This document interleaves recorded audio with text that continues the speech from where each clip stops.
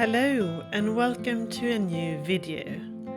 This is my last video in this series and I thought we could talk a little bit about fantasy world building while I finish painting the map of the Oxgate region. I will also show you some footage from the last winter day here in Oxford and talk about inspiration and how you can create a believable fantasy world.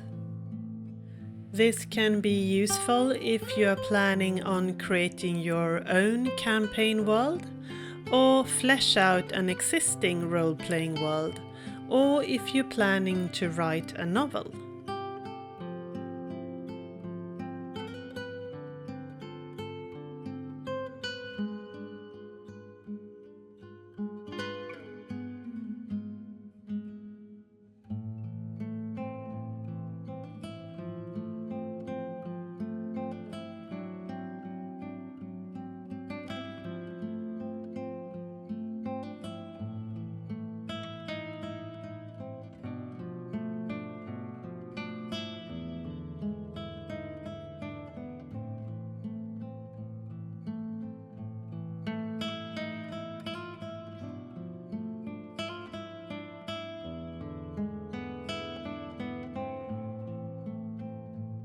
When you start to create a fantasy world, there is nothing wrong with drawing inspiration from other books, our own history, or other cultures.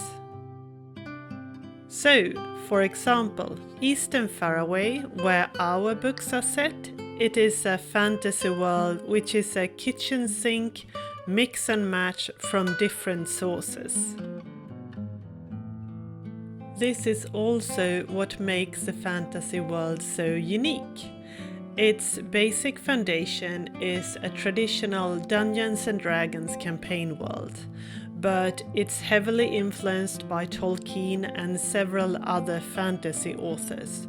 And on top of that, it has a Norse mythology twist. The nature in itself is very similar to the Scandinavian nature where I grew up. This means that in Eastern Farraway there are plenty of wolves, bears and moose and other wild animals around.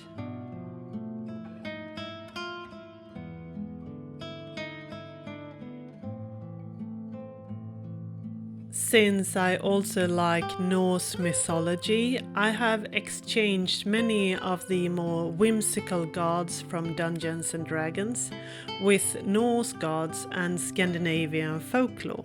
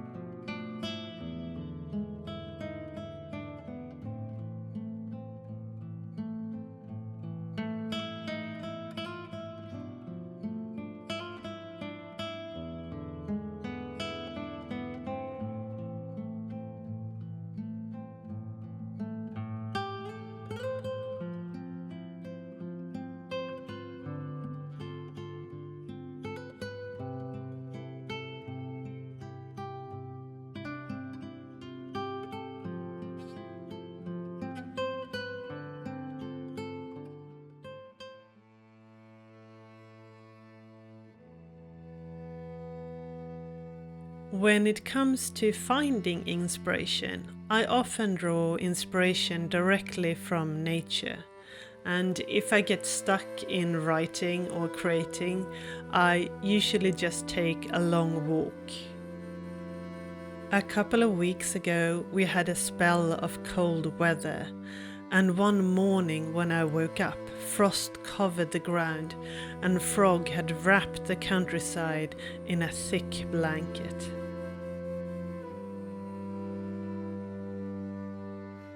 When I was walking along the fields, the world felt truly magical.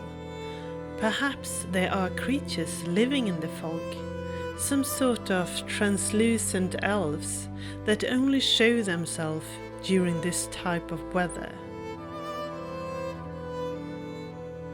I never saw them, but I know that one day they will most likely make it into the pages of one of my books.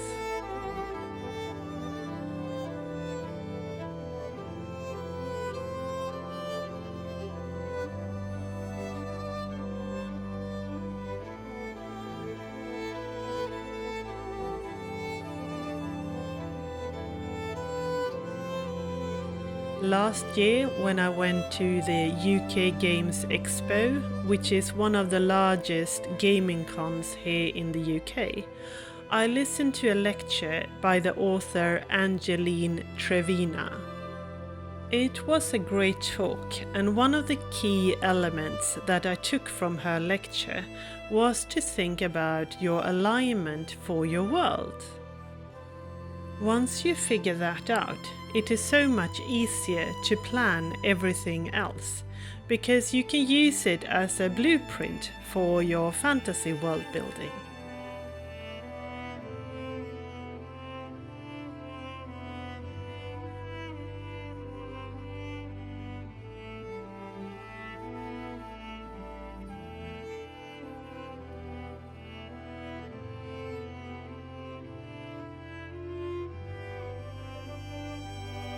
For those who are familiar with alignment from Dungeons and Dragons, you will know that it means that a character can be lawful or chaotic or somewhere in between.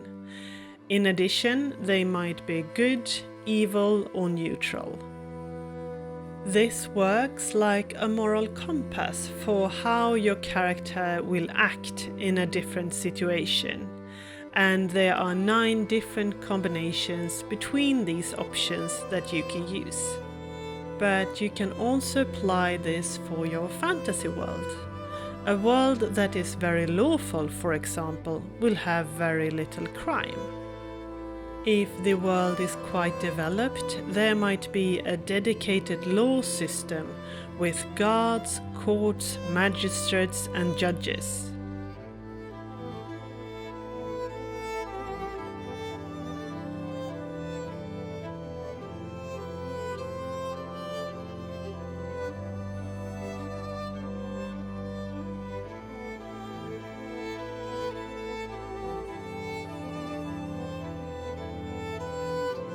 If, on the other hand, the world has a rather low development, these systems might be lacking, but people might rely more on direct judgment.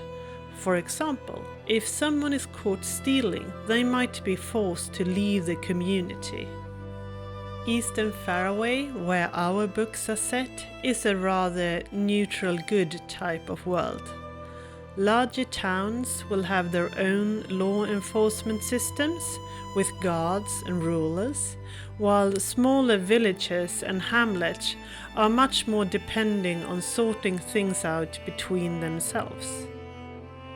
The leader of a village is rarely someone who has been chosen by democratic votes, but much more of an informal leader. This could be the village eldest or a prominent member of the community, such as the blacksmith, the priest, or a midwife.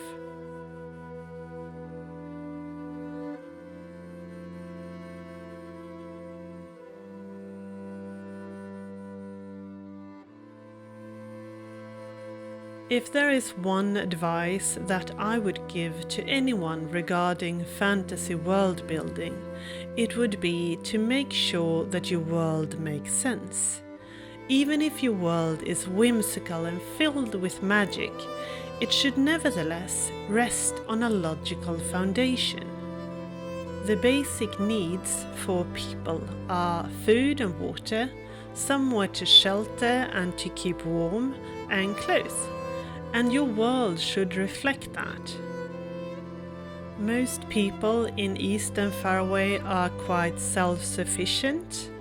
For example, they might have a small farm where they live and also do some hunting and fishing. Every now and then they might travel to larger towns or village fairs to trade. Different regions in Eastern Farraway have different natural resources. For example, Hammersong is a mining town with plenty of ore and blacksmith. Whiteport is located at the coast and it is a fishing town, while the rugged villages in Buckwald will have plenty of wildlife on their doorsteps, which means that they are producers of leather, hides and fur. It might be a good idea to think a little bit about which natural resources that are common in different regions and how people have adapted to that.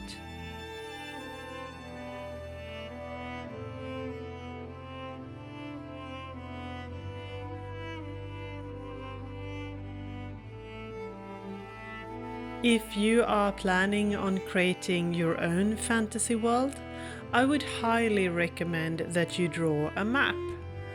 It doesn't have to be a detailed fantasy world. A simple pencil drawing on a piece of paper will do. Once you've done your basic map, start adding different types of regions, such as mountains, hills, forests, and maybe a coastline or a larger body of water. Think about how these areas are connected and where it is most likely that people would live. This is how I started creating our fantasy world more than 25 years ago, and I would really recommend it.